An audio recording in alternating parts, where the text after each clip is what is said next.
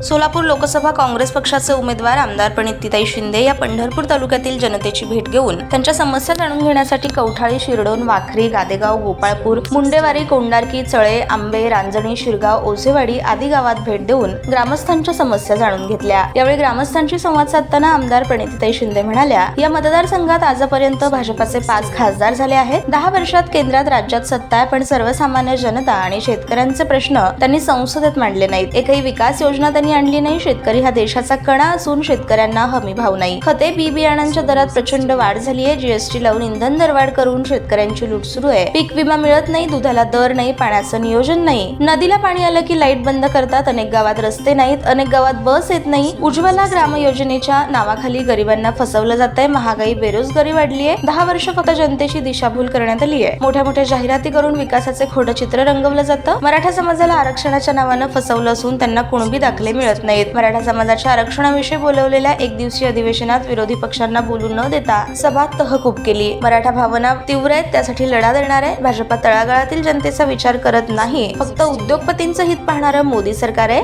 काँग्रेस हा गोरगरीब जनता, शेतकरी यांचा विचार करणारा पक्ष आहे। त्यामुळे लोकसभा निवडणुकीत काँग्रेस पक्षाला मतदान करून विजयी करा असं आवाहन त्यांनी केलं। या संवाद दौऱ्यात विठ्ठल सहकारी साखर कारखान्याचे चेअरमन अभिजिताबा पाटील, पंढरपूर शहर काँग्रेसचे अध्यक्ष अमर सूर्यवंशी, युवक जिल्हा अध्यक्ष सुनंजय पवार, संदीप पाटील, मनोज अलगुरवार, विनोद भोसले, गणेश डोंगरे, संदीप शिंदे, नागेश फाटे, मिलिंद भोसले, नितीन शिंदे, गणेश माने, राहुल पाटील, किशोर जाधव, शंकर सुरवसे, सतीश अप्पा शिंदे, अक्षर शेळके, संग्राम जाधव, अशोक पाटोळे, तिरुपती फरकी पंडला यांच्यासह ग्रामस्थ उपस्थित होते।